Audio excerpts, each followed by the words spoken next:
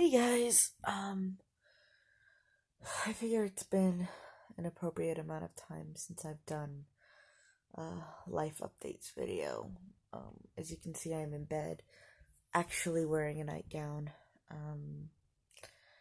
Yeah, the joints in my left leg are killing me.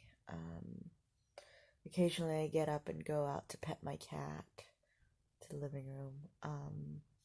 She peed on my bed yesterday. I think she was trying to get me to kick her out because So she went to the vet the other day, and she had a respiratory infection. And it was raining yesterday, so we didn't want to let her out.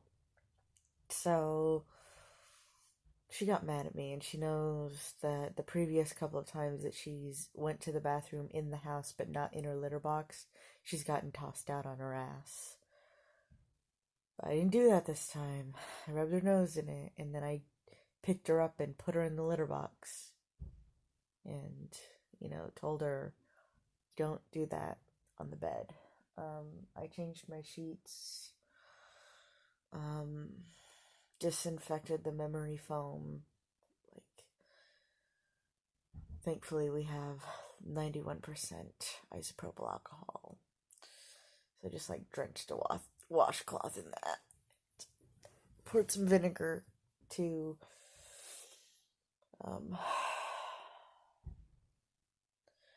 yeah, so she's not allowed in my room anymore, and occasionally I'll go out to the living room to pet her.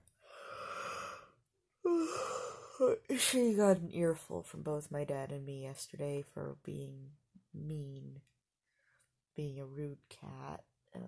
She knows how to use the litter box, that's not a problem. Or it shouldn't be a problem. So I woke up today and my left hip and knee were... I am using heroic amounts of Tiger Balm, and I would really like to have someone I could invite over to rub Tiger Balm into my hip and knee and everything, but I'm not sure that I'm sure I could find people to do so. I'm just not sure that they'd be willing to maintain an appropriate platonic and or professional distance. So it's not really something I want to deal with right now.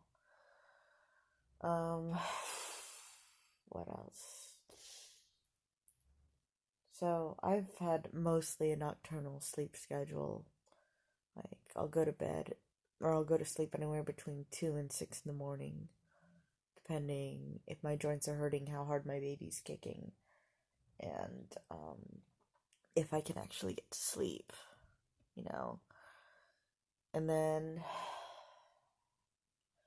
I'll wake up usually around between 11 a.m. and 5 p.m. I know it's not the steadiest sleep schedule, but I'm technically on vacation until April, so I'm just reverting back to my old sleep habits. There are some days I've managed to get chores done. We got a mop bucket. I've been looking forward to using it, but unfortunately I can't stand up for more than 10 consecutive minutes without crutches. And laundry will have to wait until my joints aren't killing me. I'm being like a big whiny baby about all this, but I'm still not used to having limited mobility. I know I've been saying this in every video, but I hate it so much. I have been able to get a couple projects done on the computer. Some progress with the show, not a whole lot. Mostly I'm working on small tasks, now that I have a lot of time to work on small tasks. Voice acting has to be done at certain times of the day, and, when my dad isn't sleeping, because a couple of the voices are very loud. And then, of course, on Segan and Pithy Reacts, the sporkings on WordPress, we've also been sporking this fanfic, and that helps keep the creativity going, like yelling at these characters for being dumb, you know, and using our dumb characters to yell at their dumb characters. It's cathartic in a way. Unfortunately, the fic, it's my ship, okay? But it's just not done, I guess, ideally. It's done in a very, I hesitate to use this word, but a very problematic way. And there are a lot of things that bring back some bad memories of character that reminds me of me, and then character that reminds me of this person that I liked, and so it's pressing my personal hurt buttons, but it's also just badly written, and like every other sentence I'm having to ping them for grammar or something. But I mean, it's fun. It's a good distraction. We're almost 1/5 of the way done with the whole fic, so that's something. And I have enough food and water, thankfully. I made myself a salad today. I got this new lettuce sauce, salad dressing. Yes, I got salad dressing that I like. We'd had it with salads in the office, and I asked what kind it was, and then I went out and got some. So, I'm happy about that. I kind of miss the office salads. I went to the office party in the beginning of March, and it feels like forever ago. But I'm glad that I have clean air, clean water, food, like lots and lots of fruits and vegetables and yogurt, cottage cheese, meat. It's wonderful. And if we ran out of meat, we have plenty of beans, which technically I'm supposed to minimize my bean intake because carbs, but yeah. Obviously, because my sleep schedule hasn't been great, I haven't been monitoring my blood sugar either. I mean, I should, but I don't. It's just too stressful. And so, I have an appointment with my OB on the 30th. I think that's a Monday. I don't know what day today. But anyway, this OB, I really like her. So I'm gonna get some necessary tests done that I wasn't able to get done last time. One of them was because my hip was hurting. Yep. I'm supposed to get a PAP, and I was not able to at that time, so hopefully my leg will cooperate that day. And then I'm supposed to go back to work in April. Yeah, I'm gonna roll up to work in crutches. They're probably gonna send me home. And I don't know how I'm gonna navigate this, okay, because I really, really, really don't want to lose my job, but I really, really, really want to, like, I want to be able to work from home and be somewhat useful. I'm gonna have to text my boss about that, actually. And it's a whole thing, you guys. It's a whole ordeal. I don't know exactly what's going on with the stimulus check. Like, I've heard that it's going to be a thing, and then I've heard it's not going to be a thing. I hope it is, because it'll really help with bills and stuff, because as it is, I'm gonna have to take some of my bills out of my savings account, and I don't want to do that. I hate paying bills out of my savings, because, you know, savings are supposed to be savings for the baby. Okay, so I know my income's gonna decrease because I think I'll be going on early leave. I have to talk to my boss.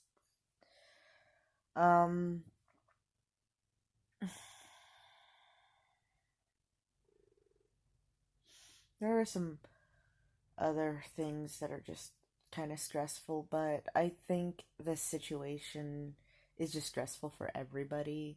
And so anything that's added on top of that is just like more stress. you know, like I'm sure I'm not the only pregnant person with painful joints who's having to navigate limited mobility and work schedule changing and saving up for the baby and all of that. And certainly not the only single mother who's going through this shit. My ex and I were getting along to a point, and I had hoped that we would continue to be getting along and be civil, but essentially there's a particular way that he wants something, and he keeps trying to railroad me into it, but it's not really beneficial to me or to the baby, and he doesn't see it, and anytime that I try to suggest an alternative, he just throws a tantrum, so that's not really great.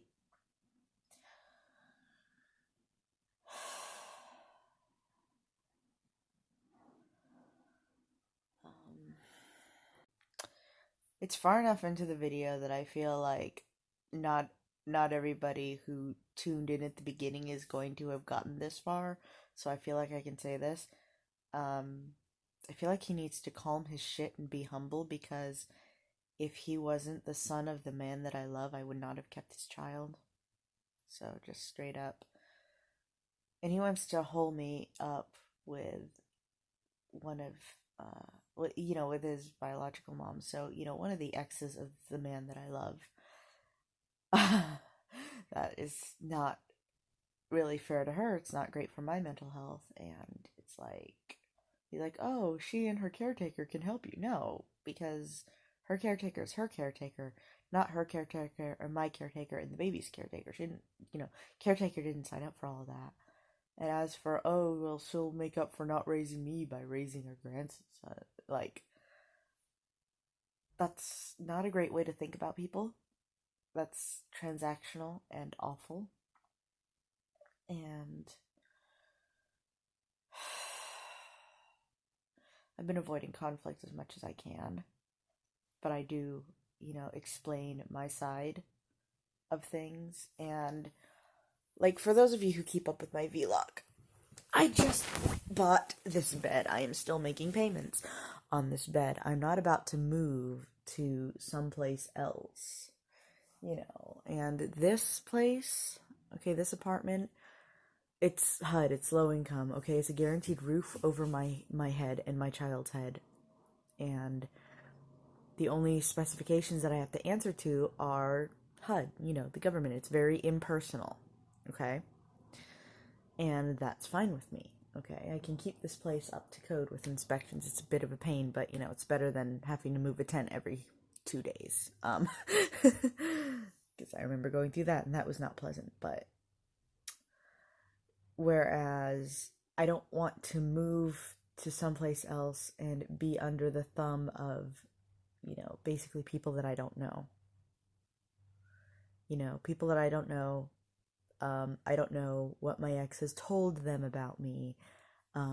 They probably don't like me very much, and that's, that is however it is, But I'm not gonna uproot. And I have my studio here, my piano and my guitar, and I have my laptop and microphone set up, and it could also be set up over there with that desk thingy, that's all stuff. And I've got bookcases, like, obviously the piano is perched on a bookcase, or the keyboard's perched on a bookcase, and I've got bookcases outside. Okay, I have my furniture set up and everything. I know it's kind of a mess right now, but I don't see a need to uproot and to move all of that. And if I did see the need to move, I've got some offers from people who actually genuinely care about my welfare and the welfare of my baby, like my mom, my sister, you know. This is just like he had started out with saying that he was going to continue to pay for the baby and all of that. And I told him, you know, how much child support in California is.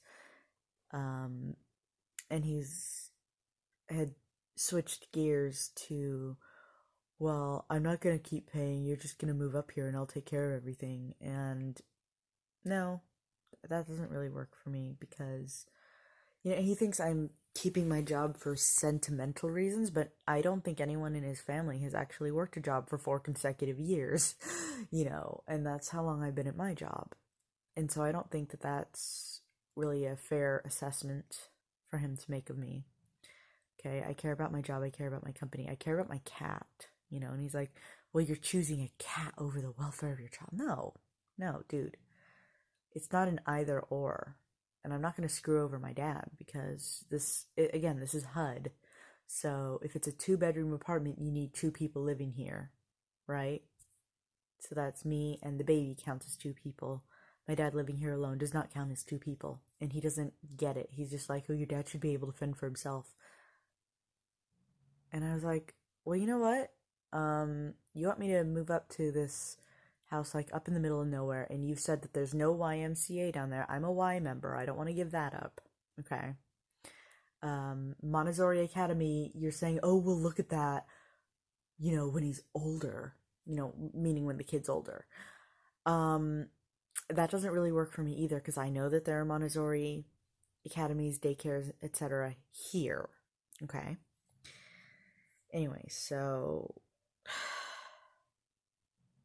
he's just being difficult. He just wants everything his way. So I said, okay, well, you want me to drop everything here and move up there, but I have attachments that are keeping me here. What if my dad moved up there instead and was able to just live out the rest of his retirement in a house in the woods like he's always wanted? And then Loki just went off on me and was just saying how disrespectful that was and how, you know, non-compliant I am. Like, he actually said I should just be compliant and let him take care of things, but it's not in my best interest. It's not in the interest of my child, because what's in the interest of my child is being surrounded by people who actually give a shit about him, you know, and about me, you know, and not just, you know, strangers that think that they're entitled to whatever.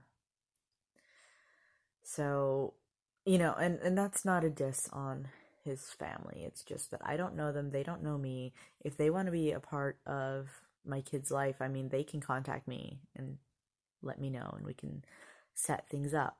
But I'm not just going to be like, oh, okay, I'll just drop everything in my life and move up there when I don't know, you know, I don't know these people, and I don't want him to like be the go-between. I want us all to sit down together and say, you know, here's an idea, here's an idea, here's an idea, here's an idea. Which idea works the best for all of us, you know? And like, he's mentioned that he feels helpless and like he doesn't have a lot of control, but that's just how life is. I mean, I didn't expect to be out of work this soon. Okay, I didn't expect to have a hard time, you know, walking around even if it wasn't for the coronavirus. Okay, I didn't expect to have a hard time moving around. Okay, neither of us expected the baby. Although, you know, I adjusted to it a lot faster than he did. Probably because I'm the one living with the reality of someone growing inside my body, okay? But I feel like between the two of us that I'm the more adaptable one. Like, okay, virus hit. Now we're all indoors. All right, I can do this. I've done this before, only not with the virus, just, you know, this was part of my life for a little while when I was in my early 20s. It's fine. Oh no, my income is being decreased. Well, I have a savings account now. There's services I can hopefully utilize when they open back up again. I can figure that out. And then, my ex wants to move to Europe and not pay child support, but just stick me in a house that's not even under his name with strangers, people that I don't know, with the assumption that they'll take care of me and the baby. Yeah, that doesn't sound like a good idea. Um, and I do have other options, obviously. Like, personally, I think the most beneficial thing is for me to stay here. Okay? Like, we are trying to find a 1-bedroom for my dad to move to because, like, he wants to be a grandparent, but he doesn't want to be a co-parent, And the thing about Loki is he doesn't want to be a co-parent either. He wants to, like, stick the baby with his side of the family while he goes off to Europe. And he doesn't, like, instead of paying child support, basically, says, oh, you'll just be living in my house rent-free. That doesn't work. Okay, because yeah, I have other bills to pay, first of all, like the sped that I'm still paying off. My dad insisted that I get. And my phone bill and my YMCA membership for, when I can go swimming, when I can go to the gym and all of that. And also when I add my baby or, to my plan so that we both have a membership so that he can, do some fun after school stuff, and but yeah, no, his bottom line is he doesn't want to pay $625 a month, so he's just gonna fuck off to Europe, and so I'm not too happy about that, but I'll figure something out.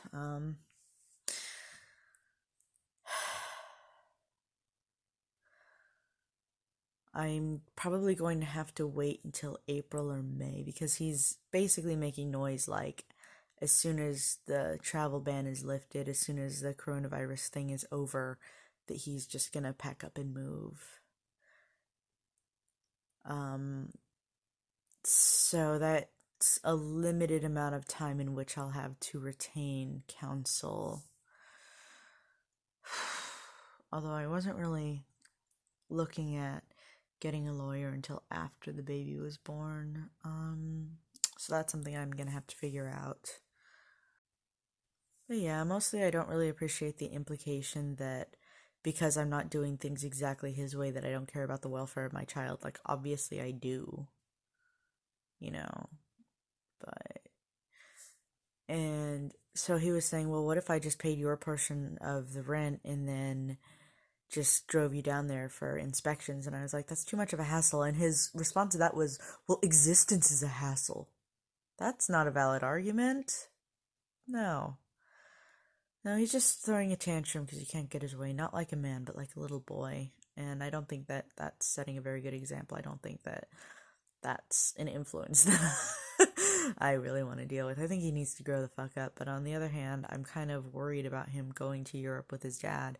Not just because of the child support thing, but because his dad has actually made some good strides towards self-actualization.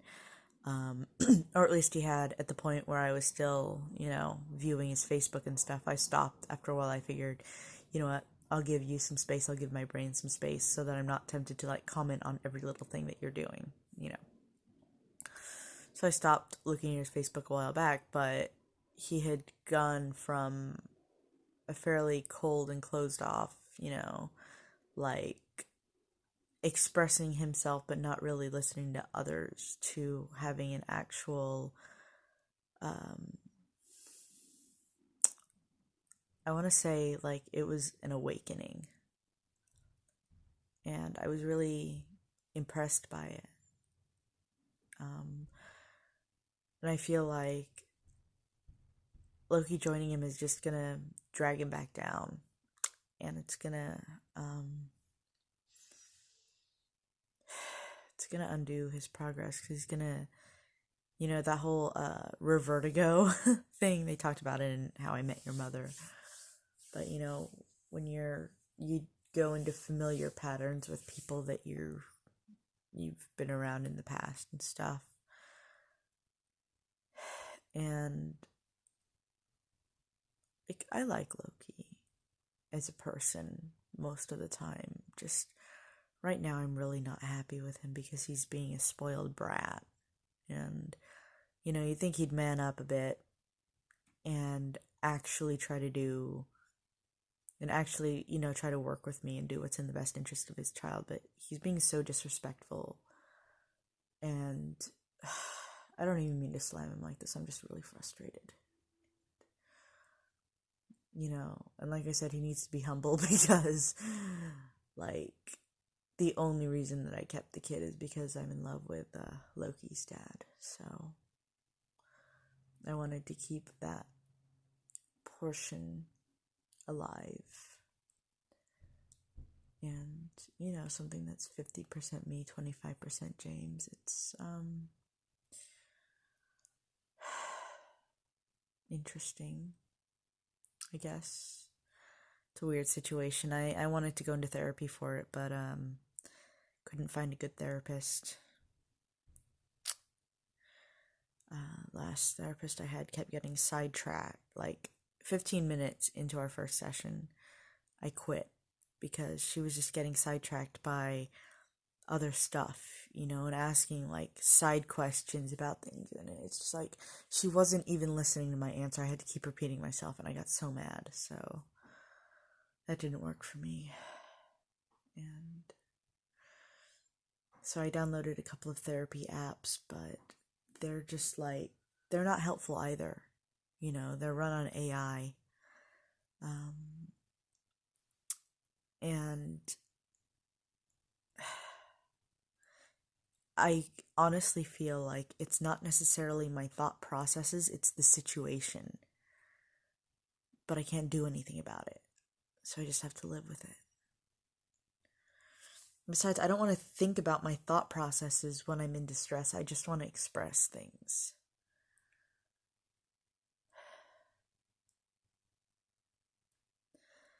Anyway, we'll see what happens. We'll see how everything goes. But I don't want to give up my whole life. And I want to try and make things work here if I can. If not, like I said, I've got other options. I've even got a contingency in place in case I don't survive childbirth. Alright, well, that's it.